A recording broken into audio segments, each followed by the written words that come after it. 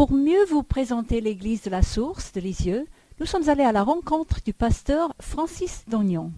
Alors Francis, quel est ton parcours avant d'arriver à Lisieux? Diane, mon épouse et moi-même avons travaillé 8 années à Jeunesse en Mission, à Paris. Et puis nous avons passé environ 10 ans dans le cadre d'une expérience de croissance d'église à Paris, aux côtés de Charlie et Anita Cleverly. Et c'est en juillet 2005 que nous avons déménagé. Et pourquoi est-ce que vous avez choisi la ville de Lisieux? Oui, c'était une surprise, nous ne connaissions pas précisément cette ville, mais Dieu nous a parlé de la Normandie, de Lisieux. Il a ensuite touché nos cœurs et a confirmé par les circonstances. Qu'est-ce qui vous a frappé lors de votre arrivée à Lisieux? Lisieux est une ville de 25 000 habitants environ. C'est le deuxième lieu de pèlerinage après Lourdes, avec environ 700 000 visiteurs par an, ce qui est énorme. Et ces visiteurs viennent notamment visiter la basilique, et elle a été construite en l'honneur de Thérèse. Le chômage est très important dans cette ville, et je dirais qu'il règne une pauvreté aussi bien matérielle que spirituelle. Comment est-ce que vous avez démarré l'église? Je citerai 3 étapes importantes. La première, nous avons démarré dans notre maison avec un petit groupe d'une dizaine d'adultes environ. Au bout de 6 mois, nous avons commencé à louer l'hôtel-restaurant Campanile, où nous sommes restés 8 mois, et pendant ce temps, le noyau a doublé. La troisième étape, c'était de découvrir un bâtiment vide qui possède une salle qui peut contenir jusqu'à 120 personnes, et puis aussi suffisamment d'infrastructures pour accueillir les enfants, les jeunes et nos bureaux. Et comment l'église a-t-elle grandi? Oui, là aussi je nommerai 4 facteurs de croissance. Peut-être d'abord une forte présence anglophone, puis bien sûr quelques transferts d'églises.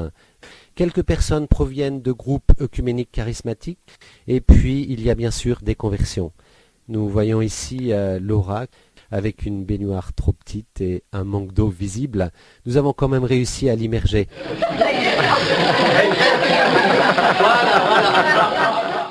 Nous procéderons ensuite à nos baptêmes sur une plage, ce qui sera beaucoup plus facile.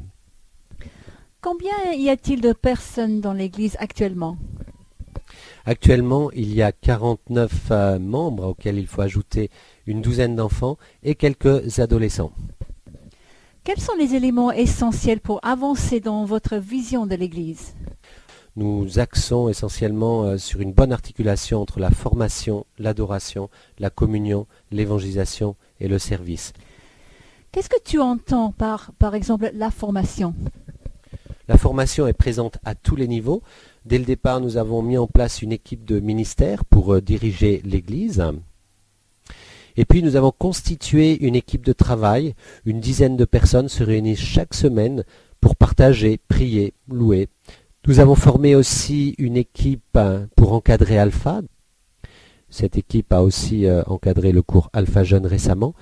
Et puis la formation est présente dans les groupes de maison, mais aussi dans un groupe de nouveaux membres. Celui-ci permet aux personnes d'être connues par les responsables et vice-versa. Le Kids Club est aussi quelque chose d'important pour nous.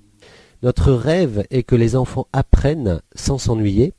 Et le Kids Club offre des séquences alternant de la louange, des histoires bibliques, du bricolage, du sport, des ateliers cuisine ou poterie, etc. Quelle est la place de l'adoration dans votre Église?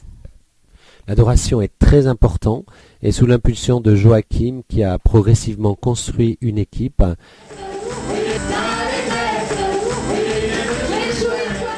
Comment l'Église vivra la communion fraternelle?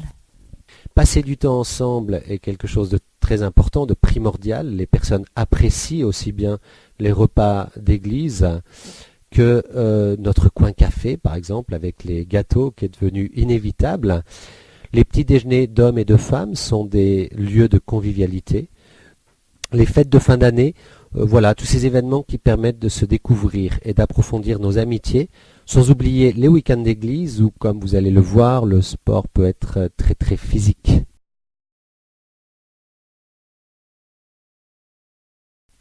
Avez-vous une idée pour l'évangélisation?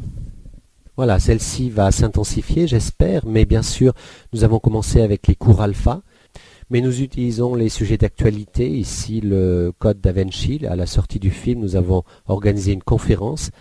Nous organisons pour les anglophones ce service ce culte qu'on appelle le Carols by Candlelight, qui au moment de Noël permet de toucher des personnes qui ne vont à l'église qu'une ou deux fois par an. Notre fête de Noël a la particularité d'avoir une crèche vivante et c'est un lieu facile pour inviter des personnes. Qu'est-ce que vous faites pour être au service de la ville? Alors là, l'idée, et ça prend un petit peu plus de temps, mais c'est de commencer à repérer les besoins dans la ville et d'essayer d'y répondre. Et donc, nous voyons par exemple beaucoup de mères célibataires, comment les aider avec leurs enfants. Voilà, c'est l'idée, trouver les besoins et apporter des structures qui peuvent répondre à ces besoins. Et comment est-ce que vous pensez influencer la région? Donc là, nous voulons tout simplement, et nous participons en fait à un groupe œcuménique lexovien, composé des réformés, des catholiques et des baptistes. Nous avons mis en place une association dont le nom est Jour J Normandie, qui crée également des soirées de louanges, des séminaires de formation et une conférence annuelle.